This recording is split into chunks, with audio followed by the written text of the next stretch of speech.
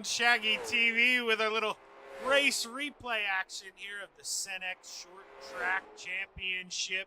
We're at Southern National Motorsports Park here for part one. Gonna go out and play in the asphalt. You know, last time I spoiled myself. I was honest. I saw the cautions. I didn't even think to look at any of that. So I have no idea what we're in for. This is truthfully just as big as a surprise for me as it will be for you. So hopefully some of the boys show up here. We can talk to our top three when this thing's all said and done. But like I say here, you know the deal by now. We're going to get ready to roll into qualifying here. Look at that. I couldn't have timed that any better. Checkered flag waves. Here we go. We'll see who's going to start shotgun on the field here after we roll through qualifying here at Southern National Motorsports Park. This is, I believe, no, here, I can cheat because I wrote it in for us. Kenly, North Carolina, I believe. Yes, okay. I was pretty sure it was North Carolina. Wasn't too sure, though. Definitely, man. A lot of good short track racing there in the southern East Coast. Really, all East Coast going. I guess you maybe consider Virginia part of the South, but I would say that's where a lot of the good asphalt short tracks start, and then you head down south from there. As we'll watch the farmer here, lap number one. We'll see what he does. Got that 54 machine rolling the bottom. You can see a little bull ring here, Southern National Motorsports Park. Going to be tough to pass. You may have to move that guy up off the bottom. You see, he's not really fighting the wheel. You can tell. You want to be, whoa, never mind. There he is. Got to catch it a little bit. As Keith Kincaid, the man in the 17, he parks that Flamin' Hot Cheetos machine. P1 for the moment. Can he hold on here? We'll watch his second time around.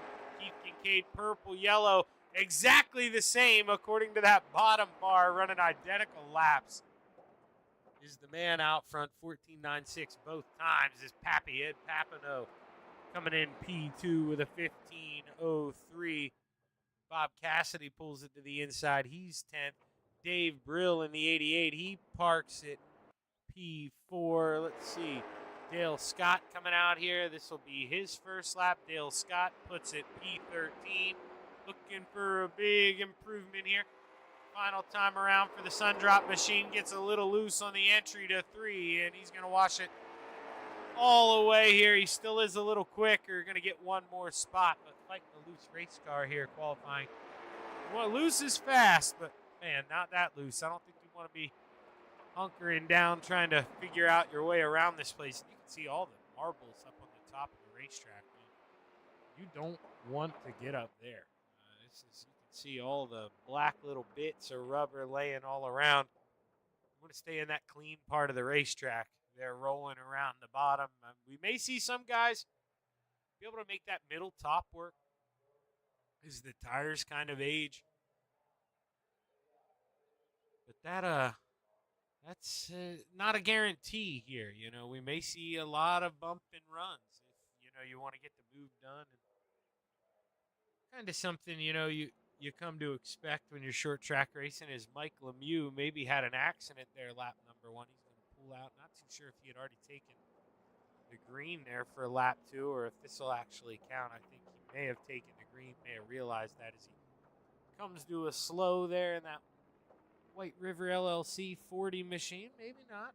Going to go out here, get another lap in. Who knows? Maybe making me look dumb. Nope. Going to pull back to the inside.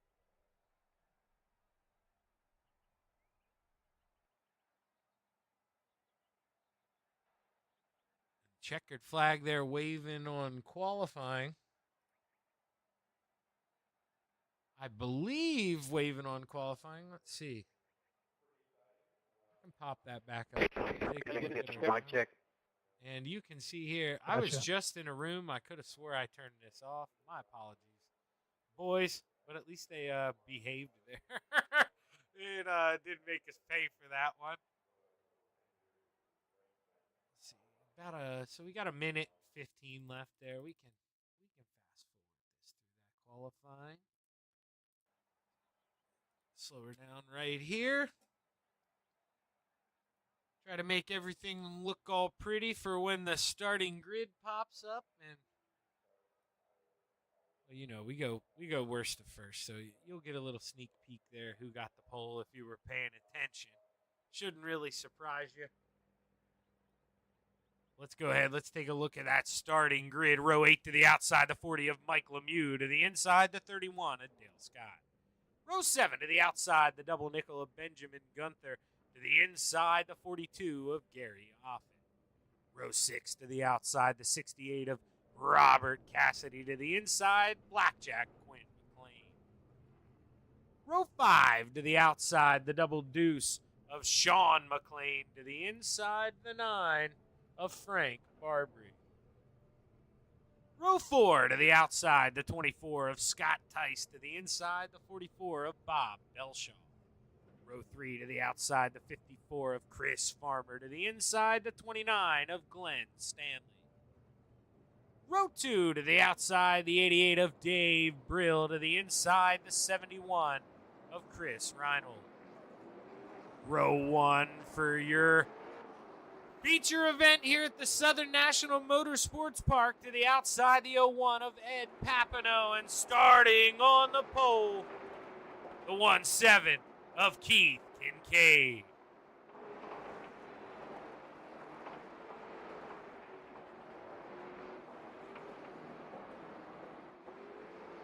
See there, that flaming hot Cheetos machine crossing the charity stripe here. We're going to change that back to laps like we should. We're going to get ready to go this time by. We'll see the pace car dive off, and the gang is going to go play 75 laps at the Southern National Motorsports Park. The green flag is high. It's ready to fly. It's time to play. We're short track racing in North Carolina. Keith Kincaid able to take that lead early, but the battle on right away for second here. We got Reinhold trying to do a little fishing downstairs there against that 01 machine of Pappy. Ed Papineau trying to muster up the strength here to hold off that 71. As we're side by side, you can see how difficult it's going to be to get that pass done on the bottom if you can't float up to that outside wall. Reinhold got to pull the reins in on the horses, kind of give up on that one.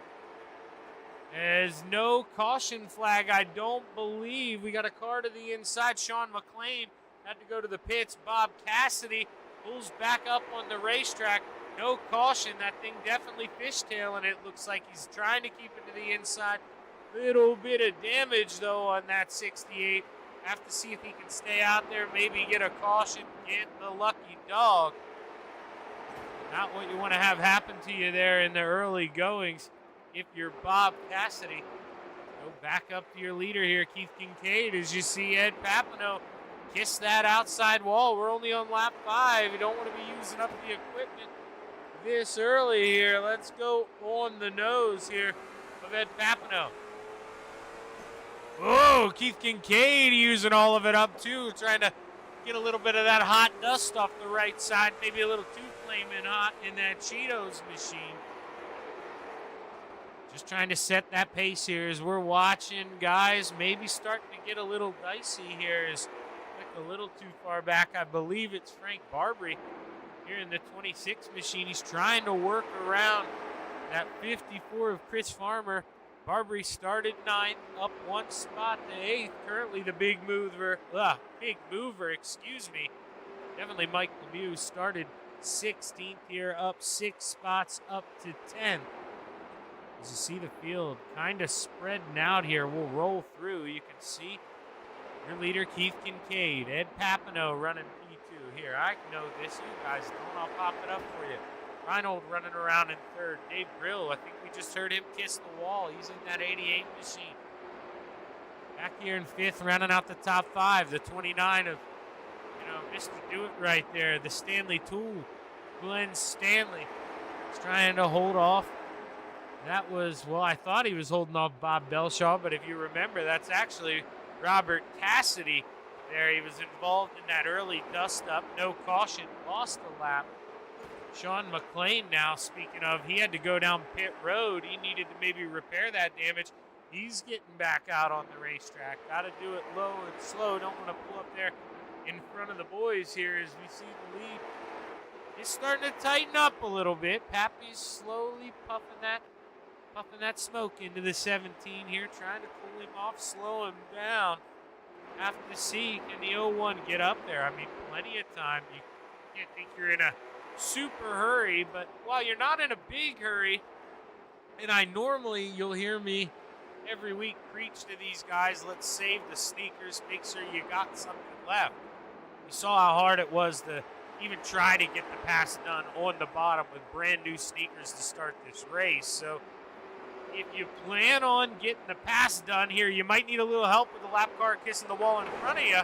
That's going to help Pappy reel him in a little bit. Not enough to maybe throw a move there. Keith didn't have to check up that hard. But you're going to need help, if you don't get it done early, because you can see, with the field kind of spreading out, unless we get some late race moves here, wouldn't be surprised to maybe see this thing only run one, maybe two cautions. Heck, maybe none at the pace these boys are at. Is Papineau inches closer here to the Hot Cheetos machine. He's right there. Reinhold, he's able to get around the lap car. That's the 31 of Dale Scott in the Sundrop machine. We saw him fighting a loose race car in qualifying. It seemed to have settled down a little bit.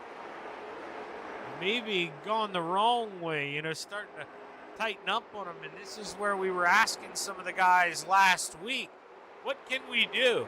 Race car's starting to tighten up. And how can I get this handling come back to me, Shaggy? Well, the answer is let's dial a little rear braking. Let's maybe drag the brake a little earlier on corner entry, unsettle the car, loosen it up a little bit. Just because you're trying to freeze up those rear tires, the fronts will rotate, they'll go down to the left, and it'll naturally kind of loosen the car up. Now, you can't do it too much. You'll end up paying for it in the long run. You start sliding that right rear, but in the short term, you can keep dialing it back, helping yourself out, but really, you're only going to truthfully save those tires just being careful the whole way around this place from the start. You want to work your way up through the pack like the 54 Chris Farmer's going to do. You can't. You can't save that stuff. You got to try to go. If you smell blood in the water, it's time to pounce. And he's got that 31 lap car ahead of him there, the Sundrop machine at Dale Scott. Could use him as a pick. They're all going to rotate around, and Farmer got to go to work here once again on the 44 of Bob Belshaw. As we take a peek, lead still kind of hanging out around that 3/10 of a second marker. Let's go here. We'll watch the leader. There he goes. We're going to hang out here till Kincaid comes back. You can kind of see how they're branching out. Here comes Kincaid, the second car right there, so you can see, is pulling up on another lap car. I believe that's Benjamin Gunther. It is the Whiskey River machine. He's going to do his best here to hope for a caution. Pray to the gods here we get one. He wants to stay on the lead lap. Not going to be easy here. He knows, sees the writing on the wall. He says, boys, I'm going to go high. You go by, Keith. I don't need any Hot Cheetos dust in my eyes here. I'll keep it clean.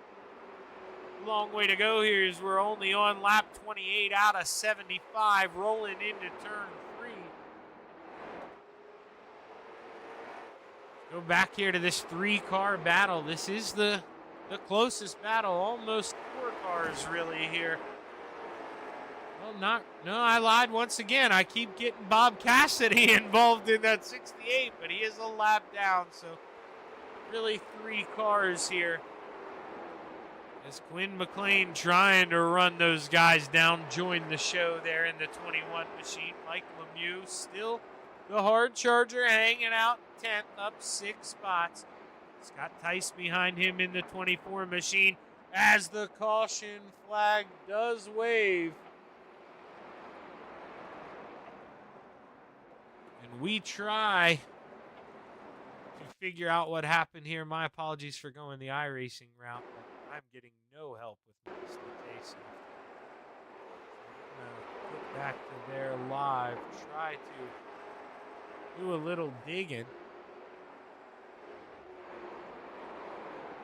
as to who this could have been here. I'm gonna pause this. All right, so we'll see. Does the leader pass anything fishy? Okay, there we go. Caught it. Sundrop machine. It's not the 21. Who is in that Sundrop machine? That's the 31. Looked like he maybe was coming down the racetrack, got a little help, but 22 probably thought, hey, that bottom line's mine. 31 kind of comes down across the nose of the double deuce there, and that is going to be our first caution. I'll tell you, you have no idea how close I got to clicking live there. I am so used to clicking live to go back to the normal. Oh, man, it's going to get me. I'm going to keep joking about it, too, until it does get me. Ooh, the Sundrop machine pulls back down the racetrack. We're all right, though. All good in the hood here. In North Carolina. Now, we'll have to see. This should be when we feel like anybody coming down pit road here.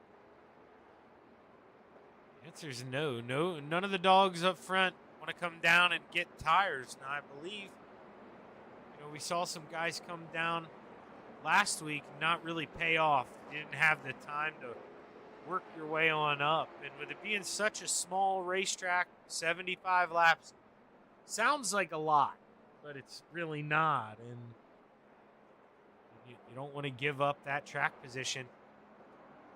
You need to try to hold on, being towards the front as long as you can. Any small thing could happen to you at any minute. So, not what you want to see happen if you're running up towards the front. Now, if you have anybody out there watching, you guys probably know the results, but if we have any fans out there watching, feel free, right in there who you're rooting for. We're getting ready to go back and play lap 35, set to be underway at the Southern National Motorsports Park. For is Dave Brill, looking like Jaws out here in the 88. Oh, he has a little slip up on the bottom. Is possibly caution flag. We do have another caution flag, and man, found that one. The 24 here, Scott Tice. Ooh, boy, oh boy, started early here. Let's go upstairs. See if we do have that drone camera here. We do. Slow it down here. Who are we blaming? Who are we blaming for this one? 24 getting a little loose there on the bottom. You can see that rear end kind of sliding, rotating up towards the outside wall. Probably catches it a little bit. The 44 doesn't, give him a whole bunch of room. But now the 44, he says, hey, brother, I'm out of room. Nowhere to go. A little contact, little bump here, bump there, a little bump everywhere. And Tice, man, with a wild ride on the entry to turn one. As you see, short track racing, man, it all started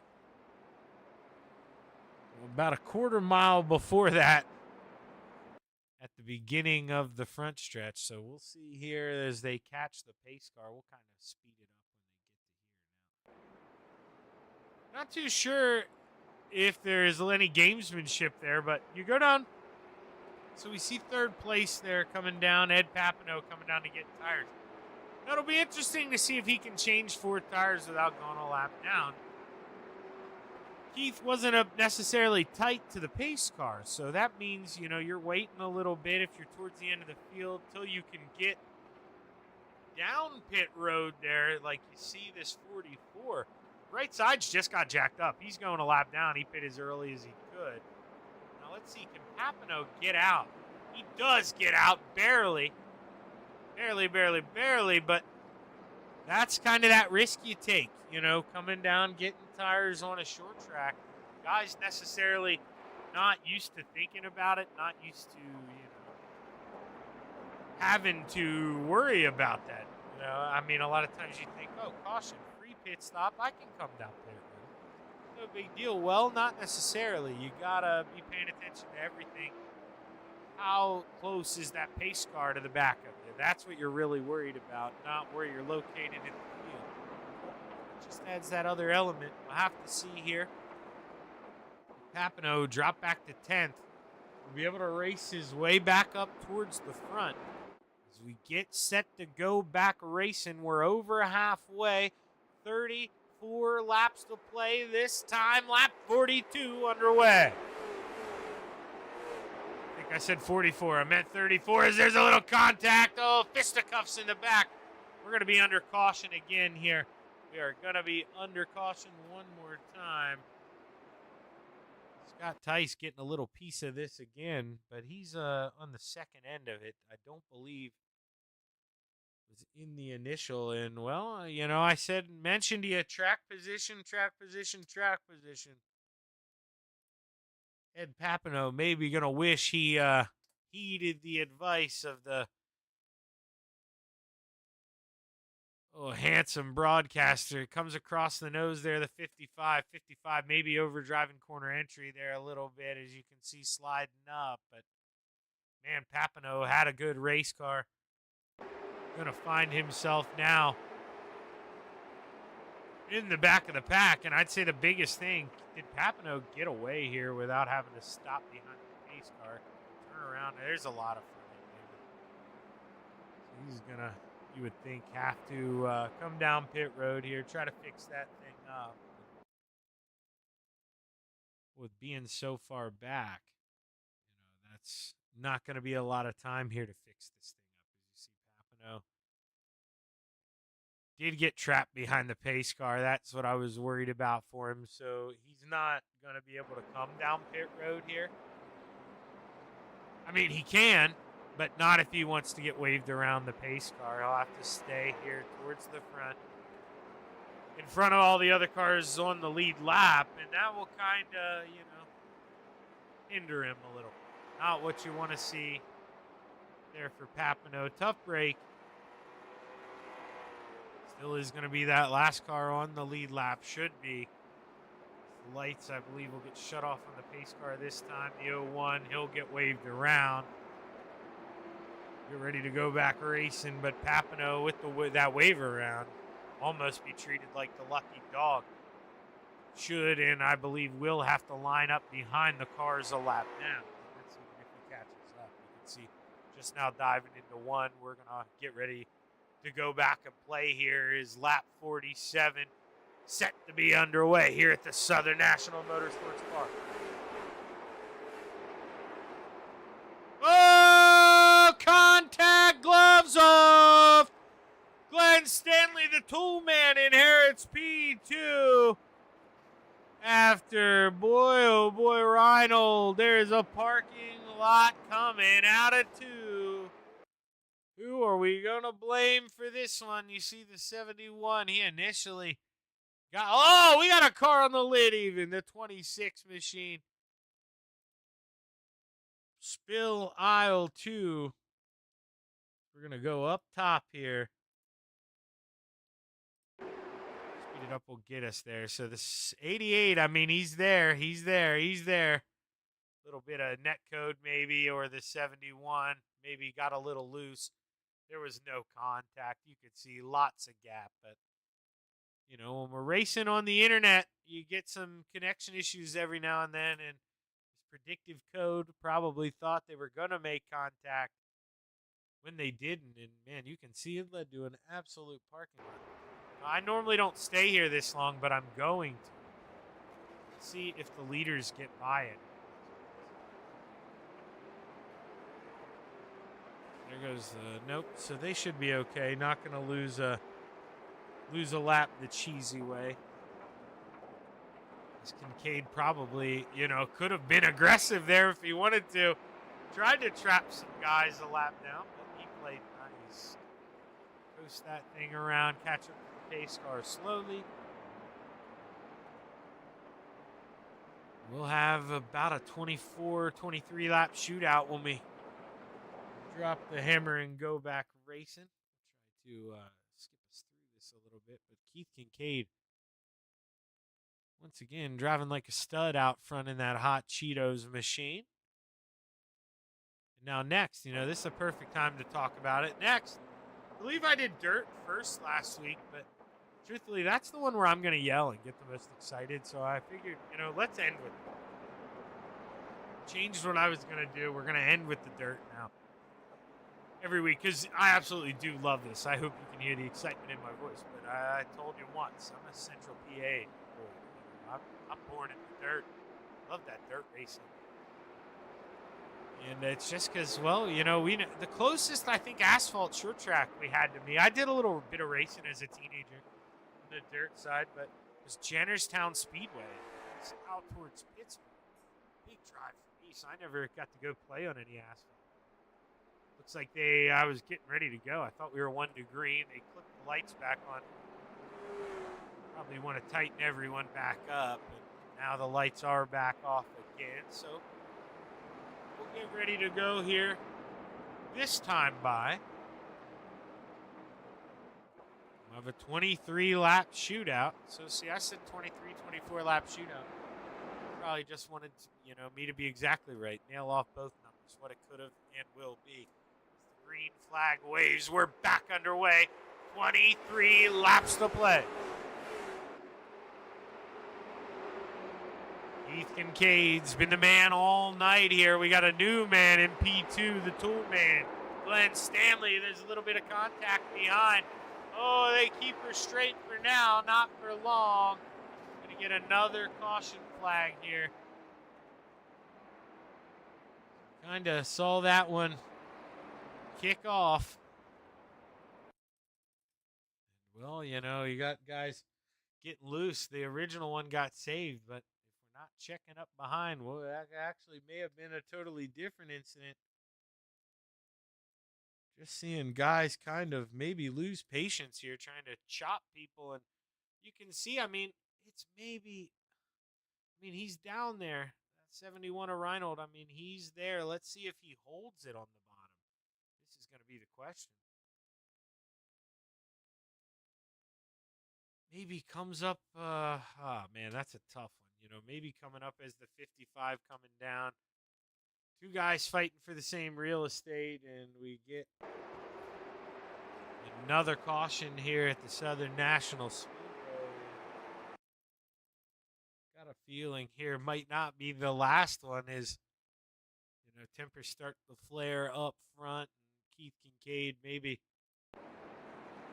keeps cycling these tires, cooling off, getting hot, cooling off, getting hot. It's not going to be the exact recipe for success that he necessarily wants, but man, he's making it work.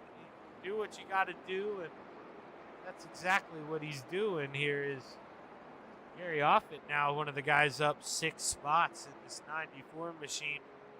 He has had an up and down race. He's kind of picked his way through the scrap pile. And Gary just watching the 42, excuse me. I'm used to him being in the 94. 42 of Gary Offit just climbing. The lights still are on the pace car. We'll go ahead. We'll fast forward here to them getting the 1 to go. Should be this time by. It is. We'll watch the boys double up here. And Ed Papineau now, after the multitudes, all the cautions we've had, is hit on lap 38. Now, he spun. He got some damage on that thing, but it's short track racing. It should be okay. As long as it's driving straight. He's got fresh tires. 17 laps to go. When we drop the hammer this time, we're back underway at the Southern National Motorsports Park. Papineau trying to get a run on the outside here, but I bet you with that damage, just not going to have the handling he did earlier. That car in front of him, Bob Belshaw, that thing don't look too straight either in the 44 machine. Lots of damage there on the right front. So Tire advantage, maybe Ed can find a way around, but with only 15 laps to go this time by for your leader, Keith Kincaid, you got to think he's not really worried about anyone else except Stanley. Going to take a couple laps here to work on someone to try to get around, and by the time they do that battle that's starting to brew here for third, I just don't know if Ed will have enough time to get up there and really take advantage the 38-lap fresher tires. We'll have to see. He's trying to work the 01 under that double four. Can't do it. Belshaw going to close the door, and Bobby B looking good there. 13th is Keith Kincaid, rolls off of 4. 12 to go for the Flamin' Hot Cheetos machine. Quinn McLean holding on to that final top 5 spot, and right behind him, Bob Cassidy. He's one of the guys to go an early lap down and just kind of weathered the storm here. Kept that thing clean, got the lucky dog, and now all of a sudden, Bob trying to get that thing inside the top 5. What can he do? That B&D Ranch 68 definitely got a little more grip than that 21 in front of him. Bob is one of those other guys also pit lap 38, came in and got some new sneakers. So he is got fresher rubber here than that 21. As you hear guys bouncing off the wall coming out of 4. Couldn't tell if that was Papineau or Belshaw. Belshaw to the top shelf. Pappy trying to get that final podium spot. Gets to the bottom. The 01. 8th of play here.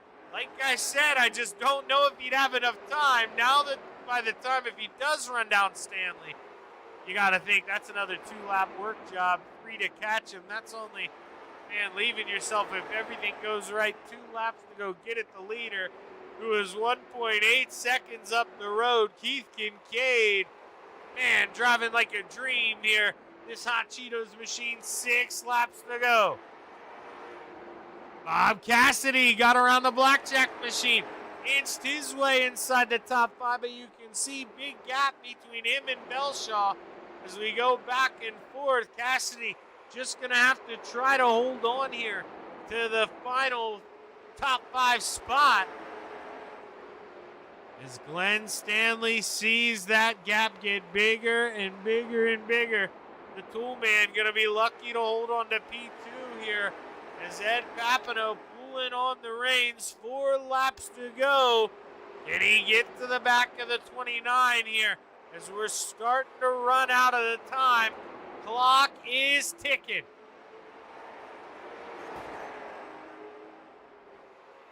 Gary Offit trying to work here, trying to get around that 55. He's the final car on the lead lap. Doesn't look like he's going to be able to get around. He's got lots of damage on the nose of that 42 machine. And Keith Kincaid rolls into 3 and 4. We're going to sit here at the flag stand. White flag in the air. 1 lap to go for Keith Kincaid. Keith rolls down the backstretch for the final time. And the man is flaming hot once again. Checkered flag waves. Keith Kincaid brings it home here at the Southern National Motorsports Park. Glenn Stanley P2, Ed Papineau 3rd, Bob Belshaw 4th, and Rob Cassidy rounding out the top 5 here. As we try to bring up your, that is not the right one. The results. Here, there they are. Quinn McLean 6th, Gary Offit 7th, Dave Brill 8th, Chris Reinold 9th, Benjamin Gunther rounding out the top 10, Frank Barbary, Sean McLean, Dale Scott, Chris Farmer, Scott Tice rounds out the top 15, and Mike Lemieux rounds out the field.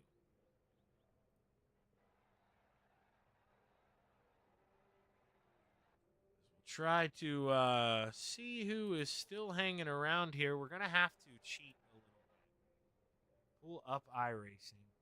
Because, well, I actually you have to make something disappear. Sorry, it's my screen. I'm going to go back to that green flag run here. My SDK not going to do it for us. So we'll go right here. We'll pause it. We'll figure out who's up here. We'll bring the right drivers up, and we'll see if we can't get a word here. It looks like we only have one driver here from this race, and it was the man who finished out front here. We'll see. Keith cannot hear me because I am on push to talk in Discord, so I'm going to have to say this all again. I'm so sorry, Keith. I don't have my wheel plugged in, and I forgot I was on push to talk. So how's it going, man? You bring home another one, and this one seemed a little easier for you than last week. I mean, you just got out front. You never looked back. Oh yeah, the car was it was wonderful this week. Everything was just firing on all cylinders. Got out front, managed the gap, and just controlled tire wear, kept the tires on it for the end, and just brought her home on the victory. Yeah, and Keith, I tried to touch on that a little bit because people they'll watch this and they'll think, oh, it was so easy for Keith out front, just didn't have to do anything, drove away.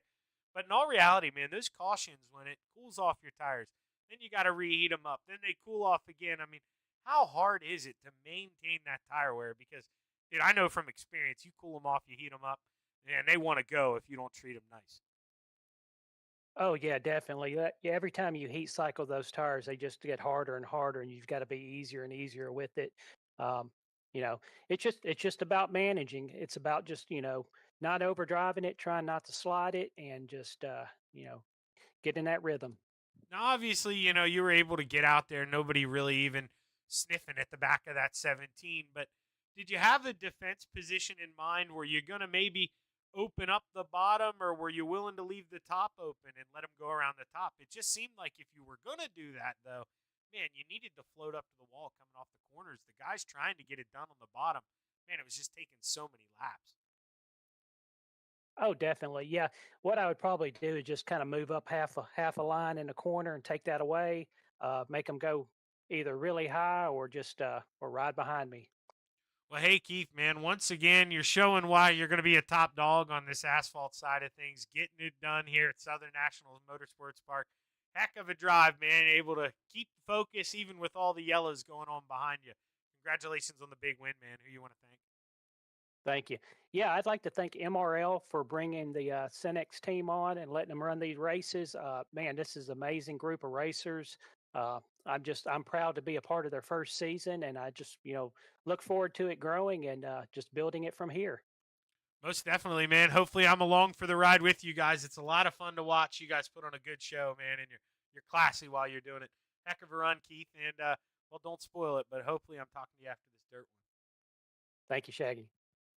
Keith Kincaid bringing home the W here at Southern National Motorsports Park. Excuse me. We're going to take a short break here on Shaggy TV. We'll pull up the other race here, and we'll be right back with a little dirt track action at none other. I want to say the Lincoln Speedway. We may be at Port Royal, but I know we're in my backyard. We're in Pennsylvania, and boy, it's time to go play.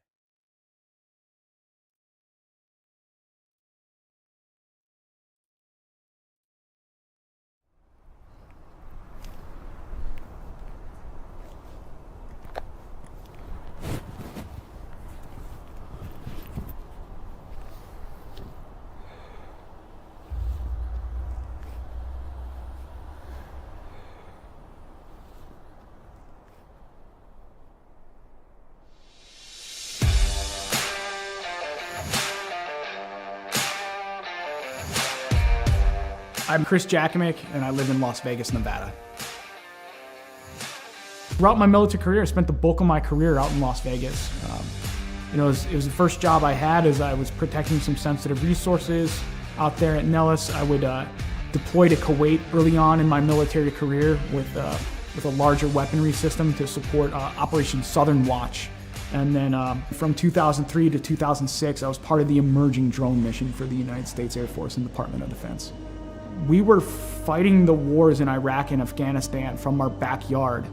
You'd be in war for 12 hours of your shift, and then you'd drive home to your apartment here in Nevada. So psychologically, it was very odd. Like, you felt you were in the combat zone every day because you were seeing it on the screens and it was that important. But I don't know what it did to the human psyche at the time.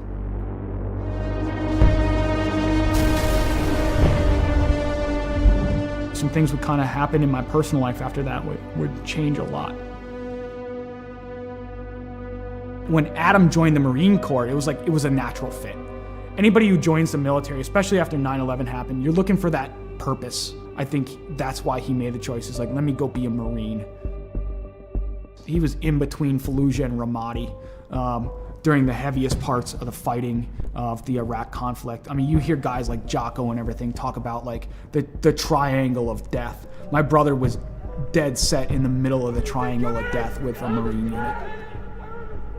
I think it changed him. Like, you look at everything across history, you read any of the books out there, war changes anybody that's been involved with it. Trauma or mass events like that changes anybody, and it really changed my brother. And I get that call. I get the text, actually, from my stepmom. It's like, I need you to call me as soon as possible. Something's wrong with Adam. All right. Didn't think anything of it. And I'm about to pull off the highway to go celebrate and have some pizza with my classmates, and she's like, Adam's dead. Adam's dead. He had died by suicide that day, 25th of July, 2017. And it changed my world forever. I think that was the first time I saw or heard someone broken through the phone. There was a time where I was concerned that he wasn't going to make it. There were times I thought, we're going to have to camp out outside of his house, or we might get that phone call. Are we ready for that phone call? I couldn't catch a break. A fellow first sergeant I served with, he had died by suicide. On the day of my buddy's funeral, I'm going through social media, and I see this, what appears to be a manifesto from one of my old airmen. My first thought was like, today's not going to be a good day. And sadly, my hunch was right. He had killed his own family and taken his own life on the day of my buddy's funeral. It was just compounding trauma after trauma after trauma. I cracked. I fell hard with alcohol. That was rock bottom.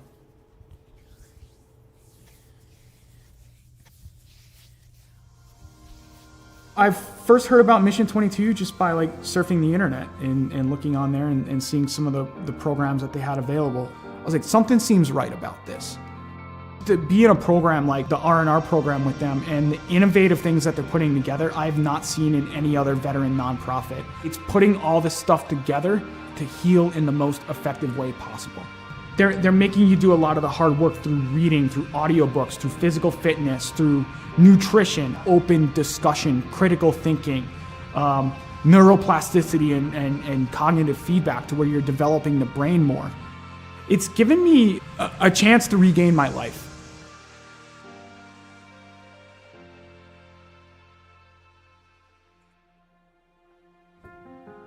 Cycling's been a big part of my recovery. Is around the time I retired a little over a year ago, I set forth, I was like, let me set this goal to ride 2,020 miles in 2020 for another veteran nonprofit that supports Gold Star families and those lost either to accident or to suicide. Every time I got on that bike, I was like, you know what? There's a name, there's a dash that I'm gonna honor today. Not the dates on the gravestone. It's like, I'm gonna honor that life. So it gave me purpose. And it just became like a release for me to where the pedals would spin and I would get out of my head for a little bit. Physically, I was starting to feel better. I could see the improvements, and I've tracked my data over the past year, and it's phenomenal on the growth that I've had on a bike. He's just on a mission and is relentless about it. Every day he pushes it from the loss of his brother and a number of different trauma that he had gone through in his life. It was absolutely critical for him to find something that he could sink his teeth into, I think he's taken the ball and run with it with Mission 22. Especially the R&R, the recovery and resilience part. I think it makes him stronger in the person that he is today. I don't know why I fell on the bike.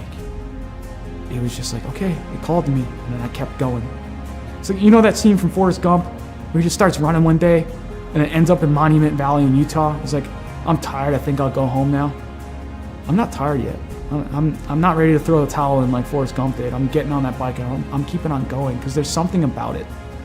There's something about just getting out in nature, having that breeze in your face and seeing some of the beautiful landscape here in Las Vegas where it takes you away from the stressors and the challenges of the world for a little bit. And you can just appreciate the beauty that is out there and be in the moment. And then it got serious because the Air Force enrolled me in the Air Force Wounded Warrior program and it got transformed into Lo and Behold training. If I do this well, maybe I can go represent the Air Force. Maybe my grief and everything in my entire story can come to fruition because I can put the energy into something positive.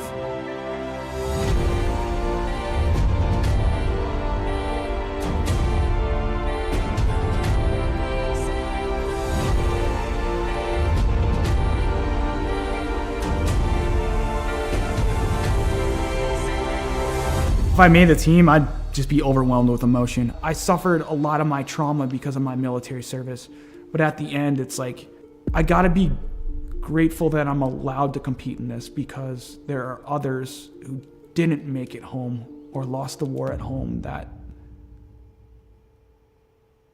that's what it's about.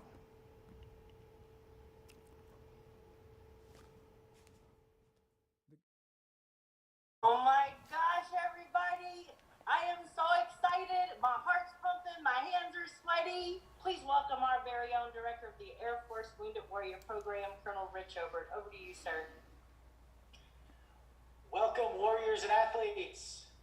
Today we're going to announce the 2021 Air Force Team for Warrior Games. The selection was difficult as there were many hardworking and deserving individuals, and the work and dedication was apparent by all.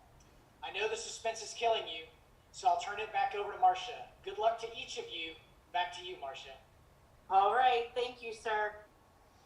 Starting us out from Air Education and Training Command, Major Daniel, Lieutenant Dan Cariña. Yes, yes, yes. Air Combat Command, out of Texas, Master Sergeant Nicole Nikki Favuza. From Valdosta, Georgia, Technical Sergeant retired Antonio Del Vecchio. From East Liberty, Ohio, Airman retired Pete Murphy. Technical Sergeant retired Margie Hinkle. And coming up next, former pole vaulter, that is very similar to Blaze Velarde, coming to you from Las Vegas, Nevada, Master Sergeant retired Chris Jacksomek. Warrior Games competitor back on the team, Staff Sergeant retired Joseph Alex Pate. Whew. What? He did All right. big things back in the day. He's gonna do big things. Coming to you from St. Henry. Wow. We look at Mission 22 and we see all the shirts, we see all the flags out there. I don't think enough of the people understand how big the programs actually are and how that is actually in there. And like, I'm a benefactor from the donations of these private donors that are there to allow me to live life, to improve life for not only myself, but for friends, for fellow veterans, for my children, for my girlfriend, for my family, is to be that, to say, you know what? We can keep going at the end of the day. We can keep going, no matter how hard it gets, no matter how difficult life becomes, we can keep going.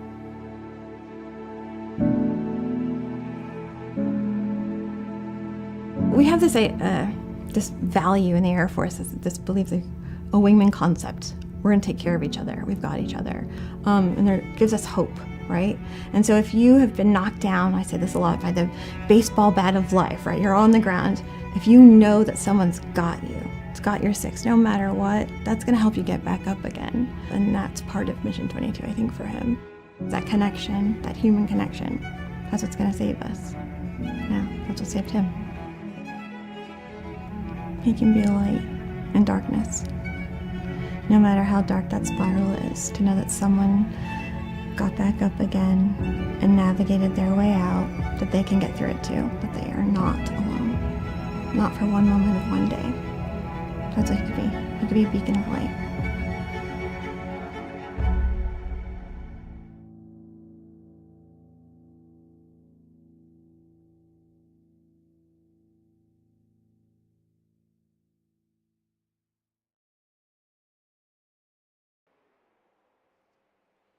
We are back alive in the Pigeon Hills of Pennsylvania, Abbottstown, PA, man. When you're done here, you head down to the pits or the sub stop.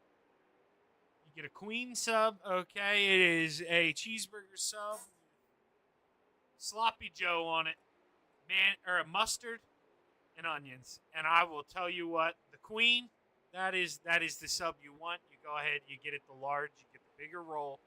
Don't get the normal, the hot dog roll. I mean, that's good. But if you're getting that, you got to get two. But I'm telling you, and then, when we're done here, before we go to the racetrack, I zoom out in this because we got the Bridges golf course. Right there. I mean, right there, we're looking at the bottom of the screen. That's the tee box. I want to say hole 5. It's been a couple months since I played there. But, man, I mean, you're driving, you're out there, you're finishing up your round at 4 o'clock, and, you hear the sprint cars. Man, the motors crank up, and, man, who says you got to be quiet when you play golf and hearing stuff like that? I mean, you hit down this long fairway.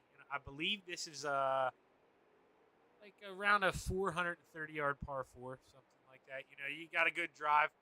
You're getting into that little hill right before the cranking it, because that's pretty downhill. The camera doesn't do it justice. Man, no more beautiful place for a dirt track here than in central Pennsylvania.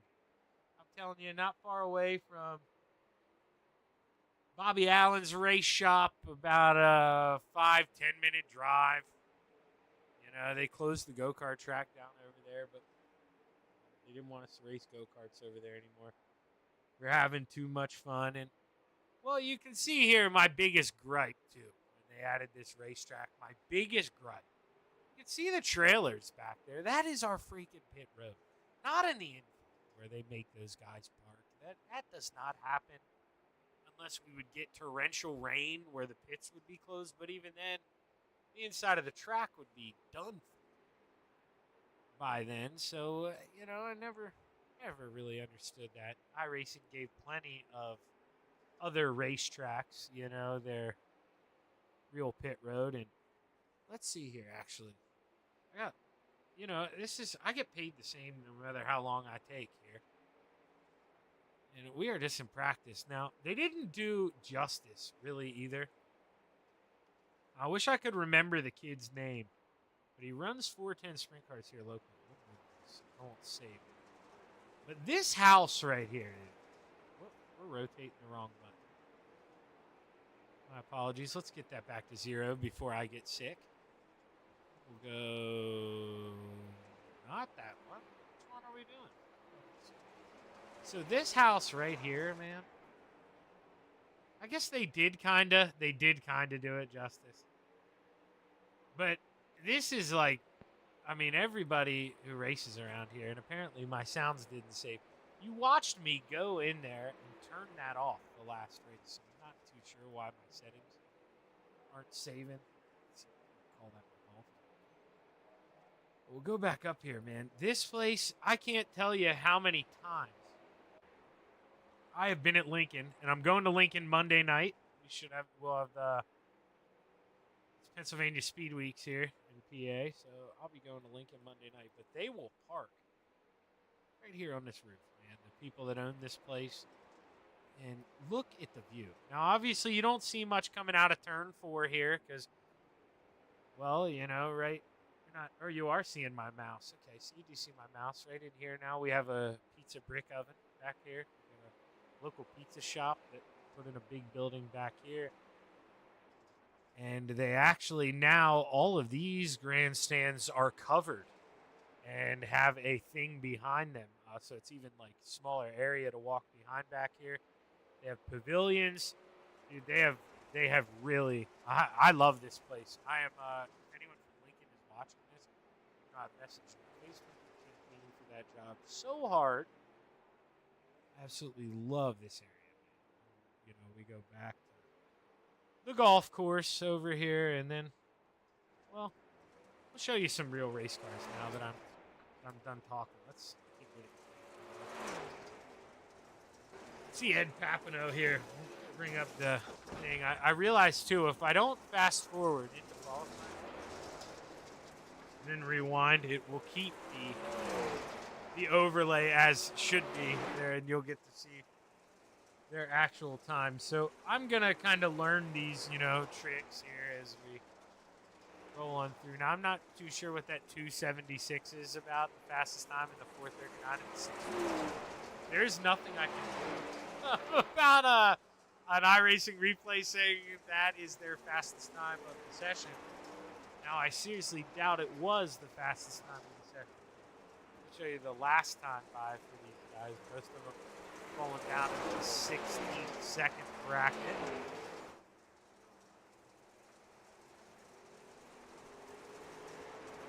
But yeah, this is definitely, man, this is, you'll see.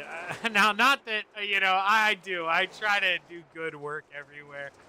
You'll see this place, it's got a special place in my heart. You'll see with some of the trackside cameras that I run throughout the night, I put a lot of work into doing my cameras for this place. Well, not to toot my own horn, but a lot of people, you know, they'll just run the stock iRacing stuff. I do like to kind of play around, man, and have some fun with this. We went way too far. So let's go back here. And this should get ready to roll into qualifying now.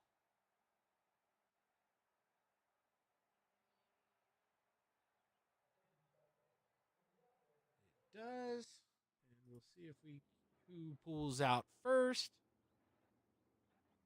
Like it's going to be Rob Cassidy. And I do have to pull this up one more time because for some reason on this replay, it doesn't want to consider that a seated group. That's going to make me really angry here as we go throughout our Saturday afternoon. You can see with kind of the way it already jumped up there, we're going to get to see their qualifying time. So that was on me. I fast forwarded too far. Like I say, I'm trying to learn the tricks here. But Keith Kincaid looking like he is going to get that quick time. Spoiler alert. We'll try to watch some of these guys put in some laps, though.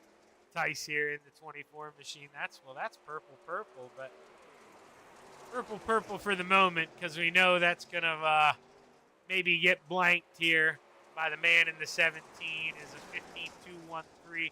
Tice goes even faster that time.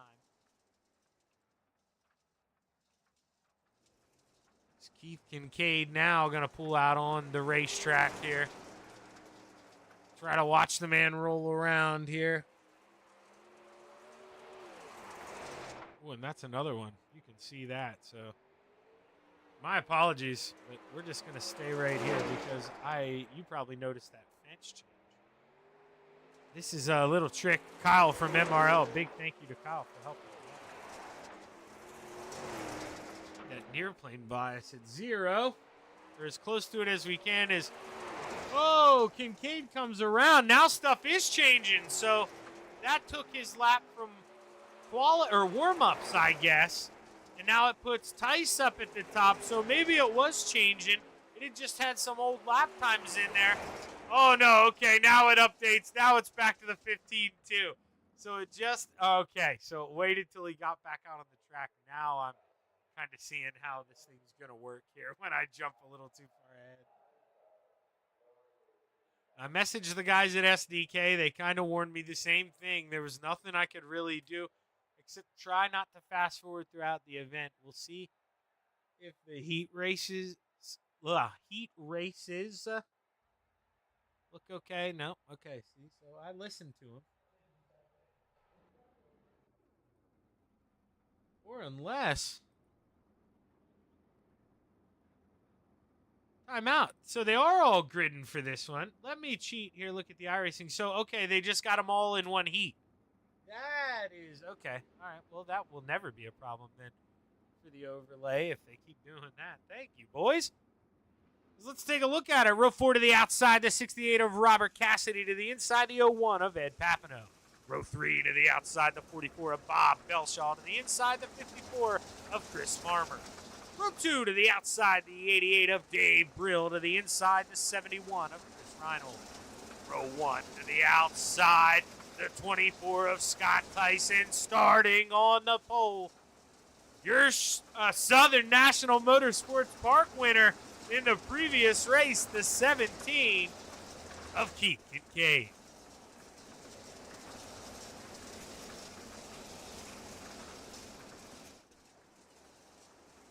I do believe we do the 4-car invert. So Brill actually starting on the pole. Reinhold going to be second. Tice going to be third. And Kincaid will then start on the outside of row number 2.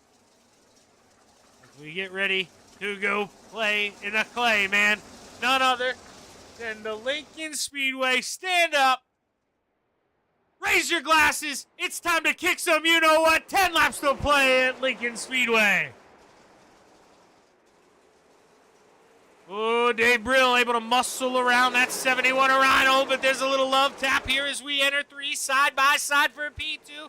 Slinging the dirt here early. Keith Kincaid trying to get to the inside of the 24.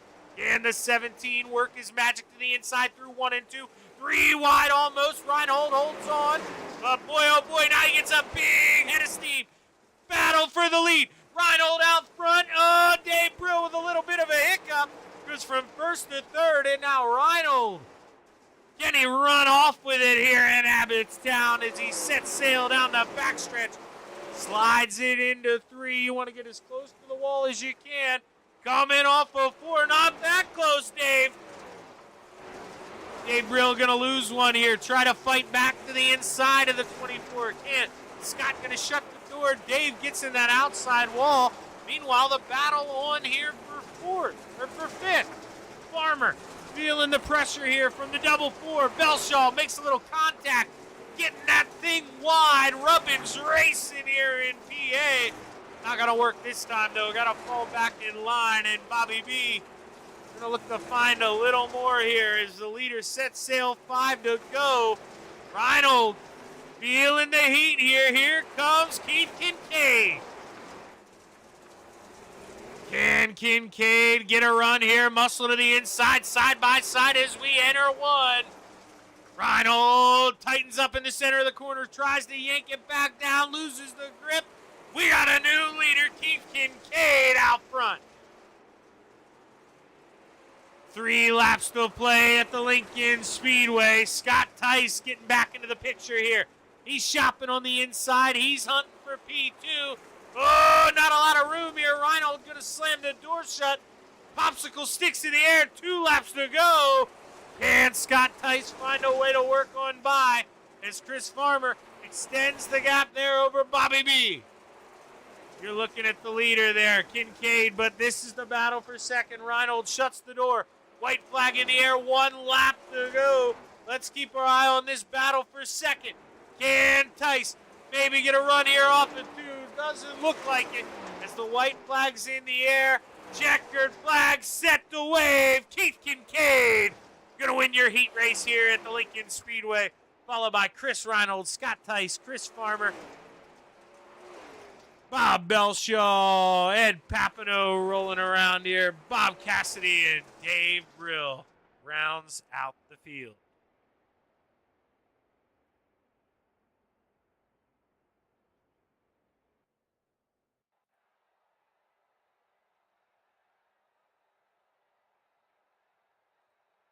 See here. Yep. Should have a little bit of a warm-up.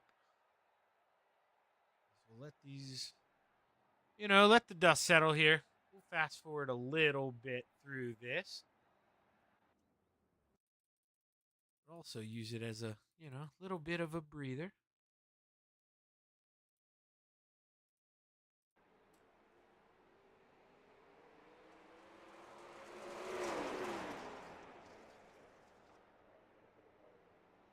Scott Tice looks to be the quick man here in warm-ups. Keith Kincaid, Reinhold, Brill, Farmer, Papineau, and Cassidy.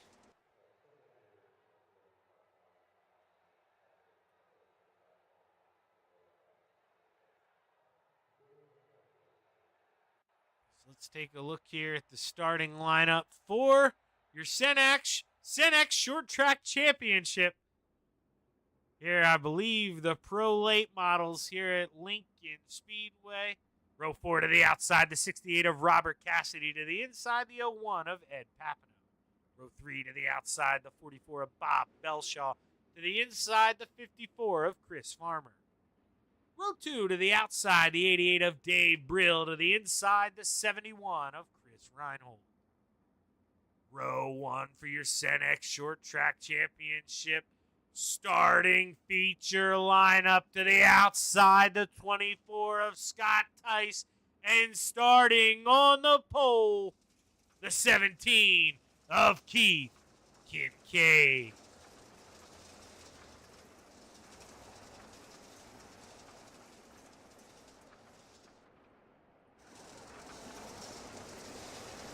We get ready to go 30 laps here in the Pro Late models.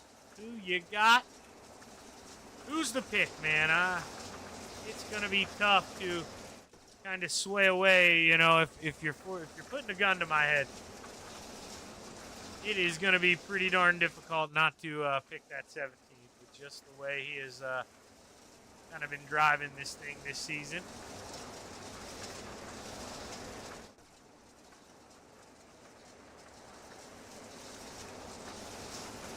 Never know here as the pace truck pulls off. Does anybody have anything for the man out front as we get ready to go play green flag high, ready to fly? We're stacking them already there through 3 and 4. Guys trying to go a little early, and man, Keith Kincaid here, he pays the ultimate price. Look at that, he just now goes by. We're wrecking. Restack them, I think. Ed Papineau goes around. Caution flag waves, and boy, oh boy. Definitely not what you wanted to have happen there if you're Ed Papineau. I mean, it was a wild race, or wild start to the race, I should say. But starting on the inside pole, I mean, you're trying to walk that thing out. He just tightens up, slides up the racetrack, kind of comes back down, and the 24 of Tice is a big run. Going to get in the back here of Papineau. The 01 going to wrap around here, and that brings up the first caution here at the Lincoln Speedway.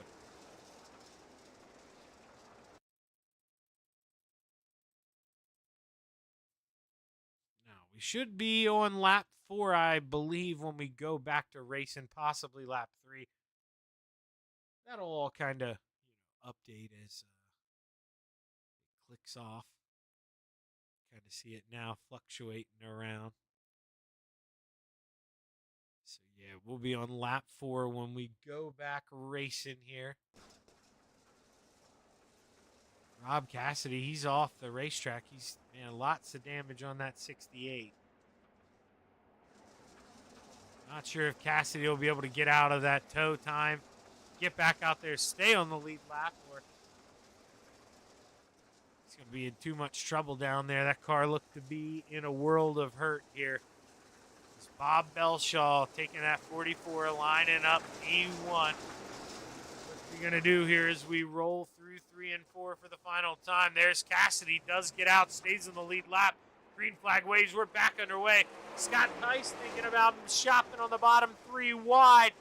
24 throwing that orange machine down there, going to make it stick for 1. Can Tice get another one? We're 3 wide behind. Look at the 17 of Keith Kincaid. He pushes up the racetrack. Now he's sandwiched in the middle. He gets a shot behind from Reinhold. And we're going to have our second caution here of the evening, and we saw it happen live. I don't want to mess up the software here. I don't really want to rewind that for that.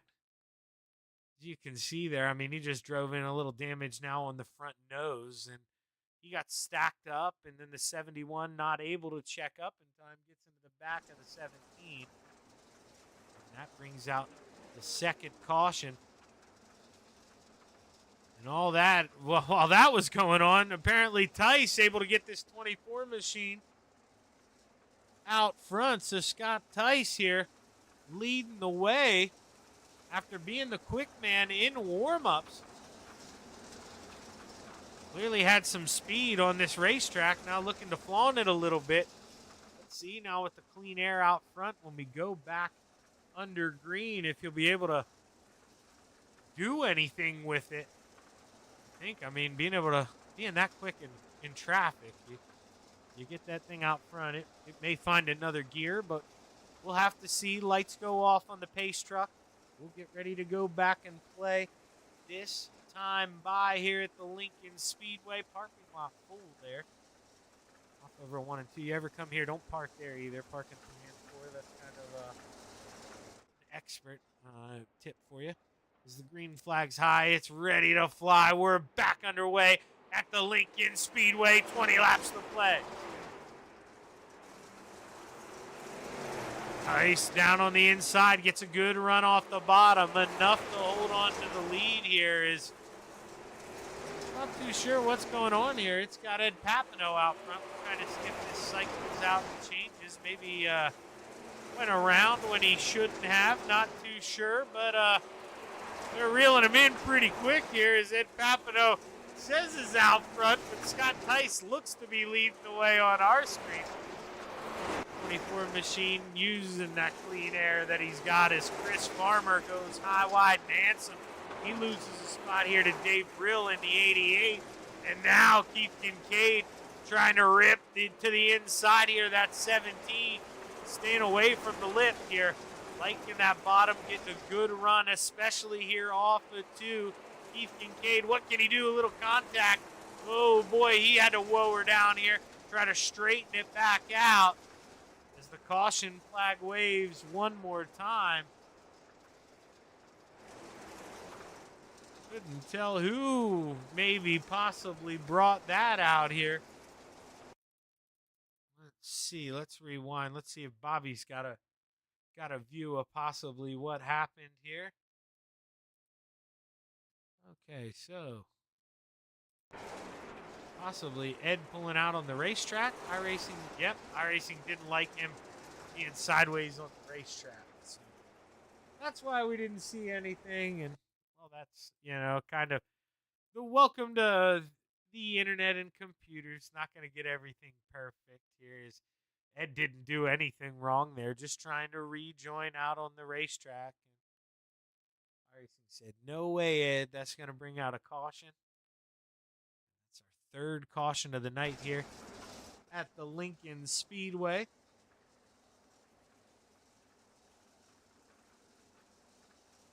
I glanced over at Discord. I believe we're going to have 3 interviews. I'm not going to tell you who they are, but we do have 3 drivers hanging out here.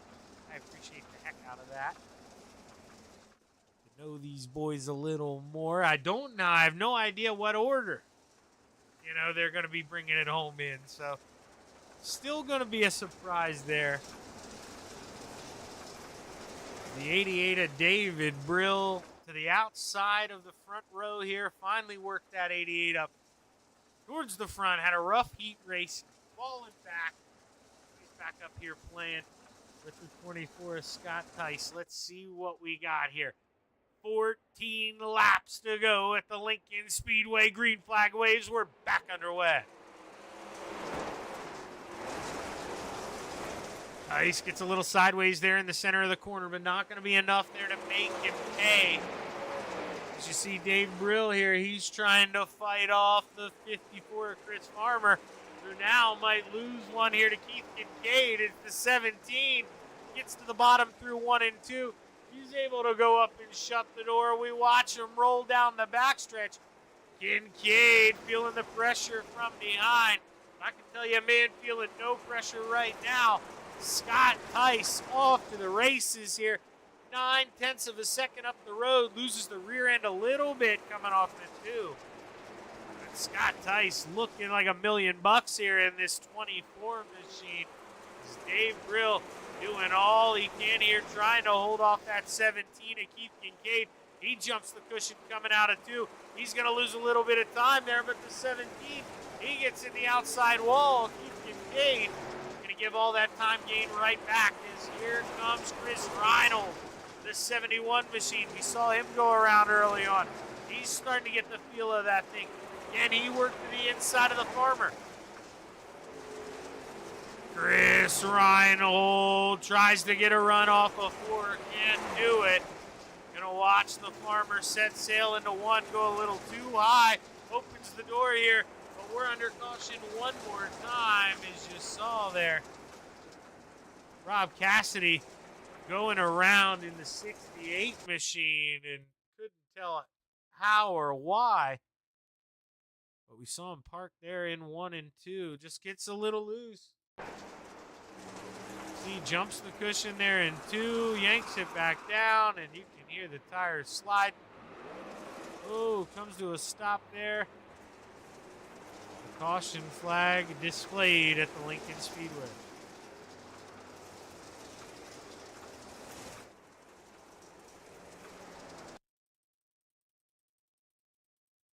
As we'll see here, Scott Tice pacing around. We'll fast forward us just a little bit here. Get us to the lights off, if you will. Turbo it. Lights are off. See if the boys play nice here. Should be a 5-lap shootout when we're back underway here in Abbottstown, PA.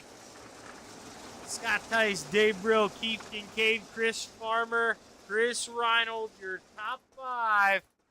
As we're running out of time, clock ticking, 5 laps to go at the Lincoln Speedway.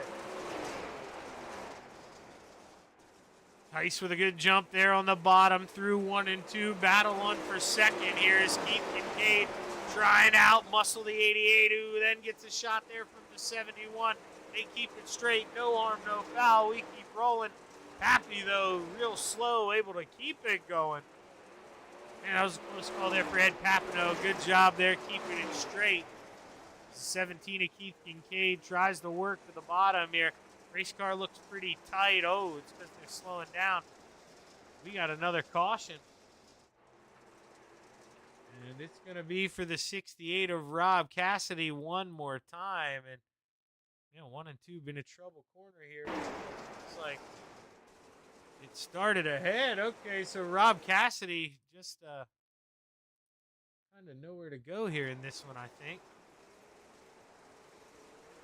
See there. It originally starts in 3 and 4, then we go back in here. He gets into the back of Belshaw. Reinhold and Belshaw sideways, nowhere for the 68 to go, and that definitely going to bring out another caution flag here at the Lincoln Speedway. As we should get the 1 to go here this time. No, not just yet, not this time by.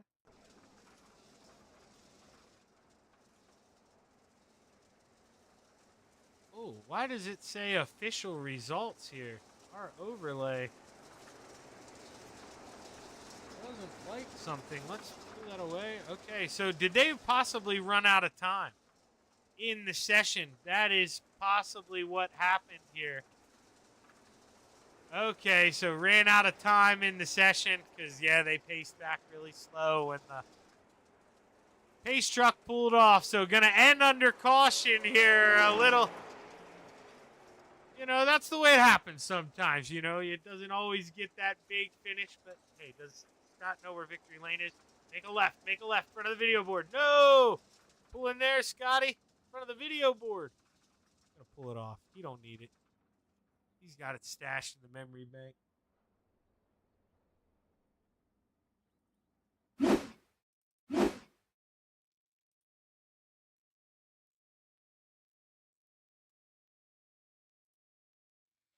try and get a word here with the driver who finished P3, Keith Kincaid. And we'll see if, maybe he can verify this for us, but it definitely seemed like it. Now, Keith, it seemed like, we got robbed there. Did we run out of time? Yeah, I think we ran out of time, or either that or we had it set up where there wasn't a green-white checkered. I wish we would have had more time. We were going to have a really good shootout there at the end, I believe. Yeah, man, it seemed like it. And, I don't know if you guys are listening or not, but I absolutely love this place, man. This is about 15 minutes from my house. I go here a lot on Saturday nights, and it's not easy to get around this place. You can kind of slow her down, work it around the bottom through 1 and 2 like you were. Or you could kind of swing it in around the outside. And, I mean, how do you have so much success there working it to the inside? It seemed like that's where you were getting all your passing done tonight. It was just kind of a matter of keeping the car straight and, keeping the power down. You had to be really easy on the throttle to get that bite off the corner. Just a really tough track to pass on, but, fun track to race. Wished I could have kept the car a little straighter. I think I pretty much beat the brakes off of it and hit everything but the pace car. Yeah, that's, I was going to kind of ask you about that. It seemed like you get bounced around a little bit out there. Not all your fault, but, man, when you're trying to work up through, and guys have different braking points, or lifting points, I should say. I mean, how difficult is this track? Neither set of corners is the same, and I seriously doubt anybody on this racetrack drives it the same. Oh no, it's very tough to pass, and Scott had his hooked up, was flying, got out front in that clean air, and was gone. And David drove a wonderful race, just consistent, smooth, just made it very difficult to pass. Well, hey, man, at the end of the day, for the week, you bring home a win and a P3. I'd say that's a pretty dang good average.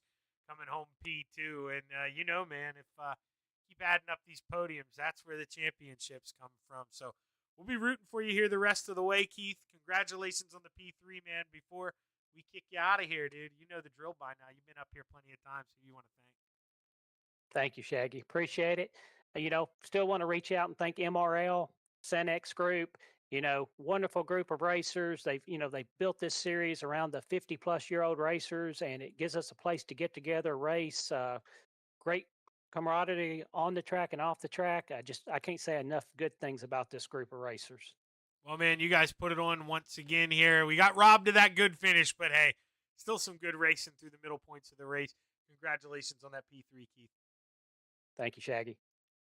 Keith Kincaid bringing home P3, and now we're going to bring up the man who finished P2. Now, Dave, you aren't from Gettysburg, Pennsylvania, and you don't work at Kenny's grocery store, correct? No, I am not.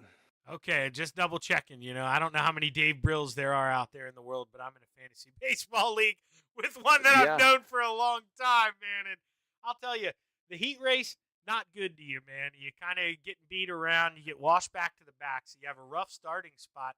But, man, once you got the wheels straight, you got the handle on this thing, you were quick. I mean, maybe robbed of a chance at a win here with running out of time. But how you feeling about the P2? Well, it was. I'm totally content with the P2. These guys are actually they're very, very good. Scott, Keith, the whole group. They're just a bunch of great guys to race. And yeah, I don't know what happened. Well, I do know what happened on that heat race. I was talking to the fellas after the heat race, and I've never been that nervous in a car in a long time, and I don't know why.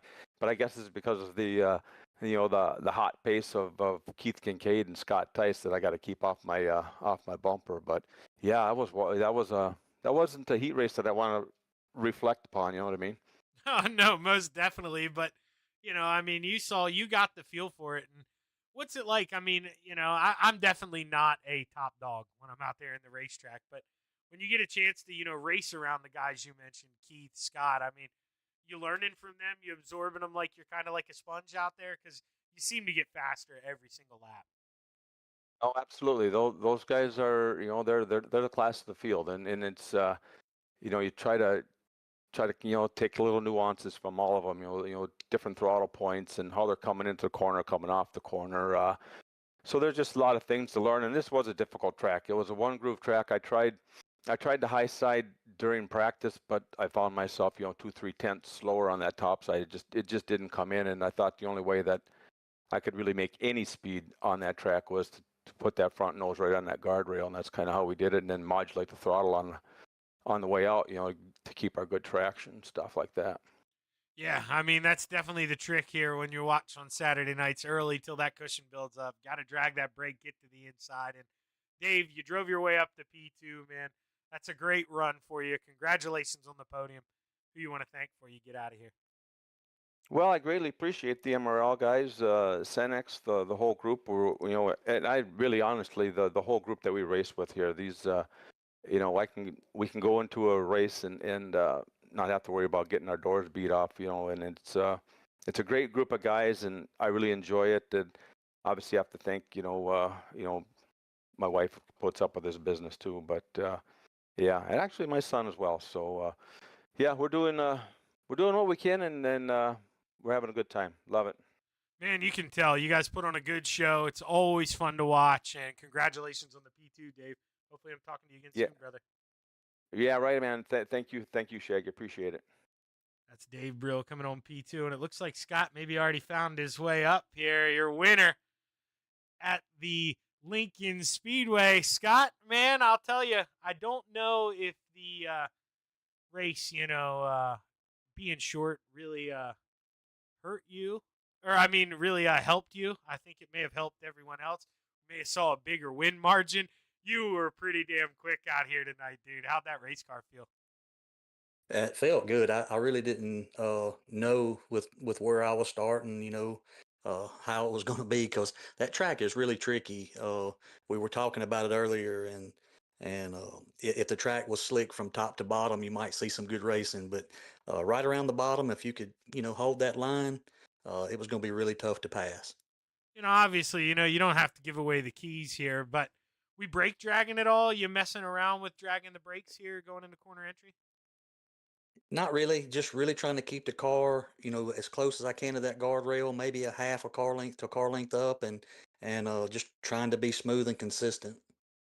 Well, I mean, you had a decent starting spot, after the heat, able to start outside of the front row, but you guys do a little bit of that invert stuff. So you mentioned, being on the outside, you didn't think you could get it done. I mean, how important was it that you right away fight to get to that inside, kind of make your presence known? It's pretty important, especially with no more cars than what we had, and felt like the track was gonna, hold up to get down there and get to the bottom, like I said, and the car it's real hard to pass there on the outside. So if you could get down there, if you're running second, you're probably second. But if you could get down there and get lucky like I did and get out front, then you can move around a little bit and uh, and make it look better than what it was. Well, hey man, luck's got nothing to do with it when you're that quick. You look damn good tonight, Scott. You were a rocket ship out there, and I don't know if anybody had anything for you once you got that clean air and got out front. Congratulations on a big I don't know. win. It would have been interesting to see, if we could have went that last, few laps. It was. I think it was going to get interesting. But hats off to these guys, man. I can't thank them enough for putting this stuff on for us and you guys for what you're doing, and it's really pretty cool. Well, hey man, I was going to tell you to thank, but it sounds like you did it right there. Hell of a run, Scott. Can't wait to talk to you next week, brother. All right, thank you, man. Scott Tice bringing home the dub here in Abbottstown, PA. Showing, man, he's going to be one of the best at playing in the clay this season. The boys are going to have to figure something out if they want to run this dog down. He is going to be tough to tame here in this 24. But thank you for tuning in here. I'm Zach Chapman with Shaggy TV saying so long. Make sure you hit that like button. You hit that subscribe button over there on the Senex side. Do it on my side.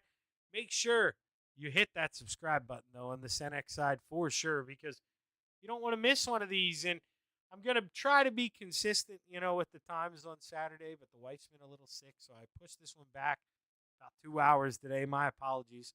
Not used to having to do the housework. But, hey, is what it is. I got the best wife in the world. Never going to complain. I'm Zach Chapman with Shaggy TV saying so long and have a good night.